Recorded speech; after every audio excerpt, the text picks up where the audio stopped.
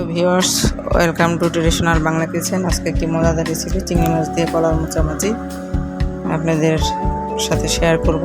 একটি অসাধারণ রেসিপি। আমি বাজার থেকে 2টি মোচা কিনে নিয়ে এসেছি এবং আজকে আমি দেখাবো কলার মোচা ভাজি। একটি অসাধারণ মজাদার রেসিপি। আমি ফুল প্রসেসটা আপনাদের সাথে শেয়ার করব। আমি প্রথমেই কলার মোচা দুটা থেকে ফুলগুলি সুন্দর করে ছড়িয়ে নেব। একটি একটি করে পাতা খুলে আমি ভিতর থেকে ফুলগুলি বের করে নেব। ফুলগুলি কভার করা থাকে, আপনারা অবশ্যই জানেন। যারা আজকে প্রথম তারা সুন্দর করে দেখে নেবেন সমস্ত প্রসেস প্রথম থেকে শেষ পর্যন্ত, কিন্তু যারা জানেন তারা আমার দেখবেন আমি কিভাবে চিংড়ি মাছ দিয়ে কলার মোচা ভাজি করলাম। আমি সমস্ত ফুলগুলি সুন্দর করে ছাড়িয়ে নেব, একটা একটা করে খোসা থেকে বের করে নিব এবং বের করে আবার ওই ফুলগুলি থেকে একটা স্টিক এবং একটা পর্দা সরিয়ে নিতে হবে। ওগুলি বেশ শক্ত, যেটা কাটাও যায় না এবং সিদ্ধও হয় না, সেটাও আমি আপনাদেরকে দেখিয়ে দেব। প্রিয় দর্শক, আমি এভাবে করে সমস্ত ফুলগুলি ছাড়িয়ে নিয়েছি। একটু সময় সাপেক্ষ বিষয়, একটু ধৈর্য নিয়ে কাজটি করতে হবে, কিন্তু খাওয়ার সময় বেশ মজা। এবং আমাদের প্রিয় দর্শক দেখছেন আমি প্রত্যেকটা ফুল আলাদা করে সেই স্টিকটা বের করে নিচ্ছি। শক্ত একটা স্টিক এবং একটা পর্দা, এটা না ফেললে এটা কাটতে অসুবিধা এবং সিদ্ধও হয় না। আমি এভাবে প্রত্যেকটাই বেছে নিব, একটু ধৈর্য সহকারে কাজটা করতে হবে। এবং এরপরে সমস্ত ফুলগুলি আমি সুন্দর করে কুচি করে নেব। এই পুরো প্রসেসটা একটু সময়ের বিষয়, কিন্তু খেতে ভীষণ মজাদার। দর্শক, আমি কুচি করে নিচ্ছি এবং বলে আগে থেকে পানি দিয়ে নিয়েছি, যেহেতু এটা অনেক কষ, সে কারণে আমি কুচি করে পানির মধ্যে রাখবো। কিছুক্ষণ পানির মধ্যে একটু হলুদ দিয়ে ভিজিয়ে রাখবো।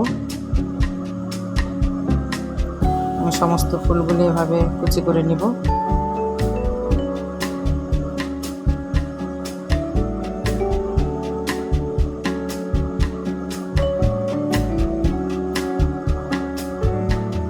যত সুন্দর কুচি হবে তত ভাজিটা বেশ টেস্ট হবে। প্রিয় দর্শক, পর্যায়ে আমি চুলায় প্যান গরম করে তার মধ্যে 2টি তেজপাতা ছেড়ে দিয়েছি। প্যান গরম হলে আমি সয়াবিন তেল পরিমাণ মতো দিয়ে দিচ্ছি।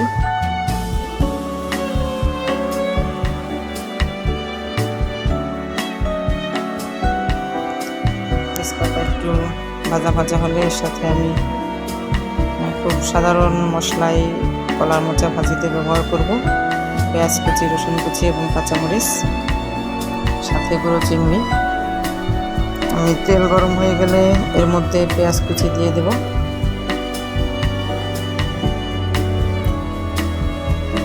আমি 4 থেকে 5টা পেঁয়াজ নিয়ে কুচি করে নিয়েছি।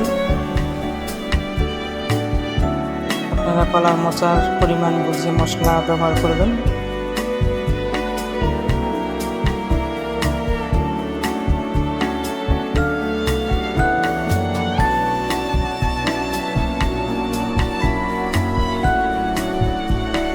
পেঁয়াজ একটু ভেজে নিচ্ছি, মোটামুটি একটু ভাজা হলে এরপরে আমি রসুন কুচি দিয়ে, চিংড়ি মাছ দিয়ে, কাঁচামরিচ দিয়ে ভালো করে ভেজে তারপরে কলার মোচা অ্যাড করে দিব।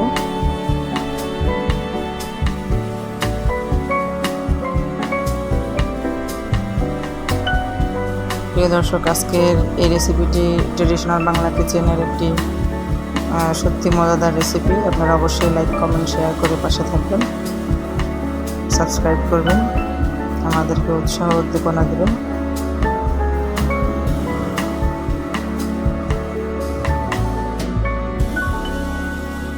এই পর্যায়ে আমি কুচি করে রাখা রসুন অ্যাড করে দিচ্ছি। আবার কিছুক্ষণ নাড়িয়ে চাড়িয়ে ভেজে নেব।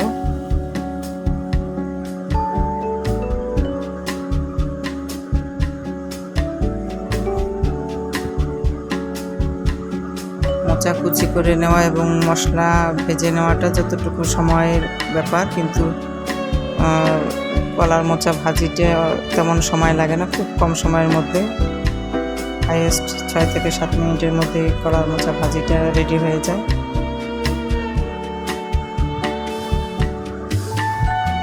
পর্যায়ে আমার রসুন এবং পেঁয়াজ ভাজি হয়ে গিয়েছে। এর সাথে আমি এখন চিংড়ি মাছের গুঁড়ো আগে থেকে বেছে রেখেছি, সেটা অ্যাড করে দিব। হালকা একটু লবণ হলুদ দিয়ে মাখিয়ে দিব। আমি অ্যাড করে দিচ্ছি চিংড়ি মাছগুলো। আপনারা যে কোনো সাইজের চিংড়ি মাছ ব্যবহার করতে পারেন, আমি গুঁড়ো চিংড়ি ব্যবহার করেছি, এটা আমার হাতের কাছে ছিল। প্রিয় দর্শক, এবার এখন আমি খুব সুন্দর করে ব্রাউন করে ভেজে নিব।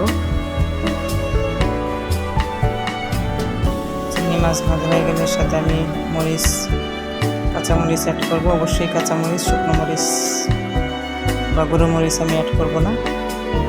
আপনারা যে যেরকম ঝাল খান সেইভাবে কাঁচামরিচ অ্যাড করবেন। আমি 10 থেকে 12টা মরিচ মাঝখানে চিড়ে অ্যাড করে নিয়েছি। আবার কিছুক্ষণ ভালো করে ভাজবো। এরপরে ধুয়ে বেছে কেটে রাখা কলার মোচা আমি এর মধ্যে অ্যাড করে দেব।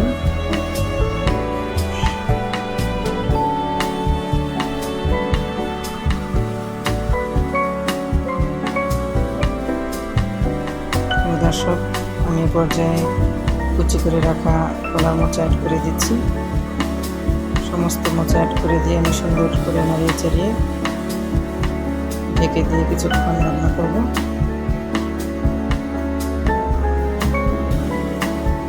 দর্শক, আমি আগেই বলেছি যে এটা ভাজার সময় খুব বেশি সময় লাগে না, অল্প কিছুক্ষণ ঢেকে নিয়ে ভেজে তারপরে আবার ঢাকনা উঠিয়ে নাড়িয়ে চাড়িয়ে নিলেই আমাদের কলার মোচা রেসিপি প্রস্তুত হয়ে যাবে।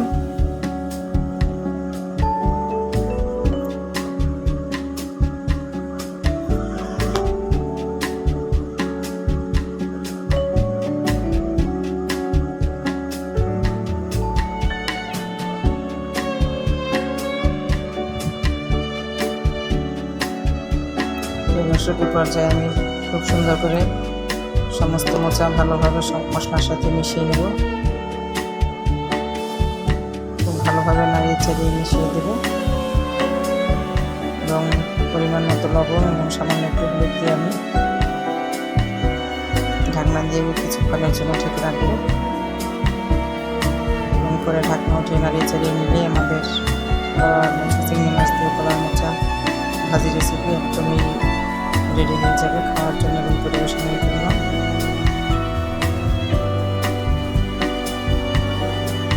পরিমাণ মতো লবণ এবং সামান্য হলুদ দিয়ে ভালোভাবে আবার মিশিয়ে নিচ্ছি। ভালোভাবে মিশিয়ে আমি অল্পক্ষণের জন্য ঢেকে নেব।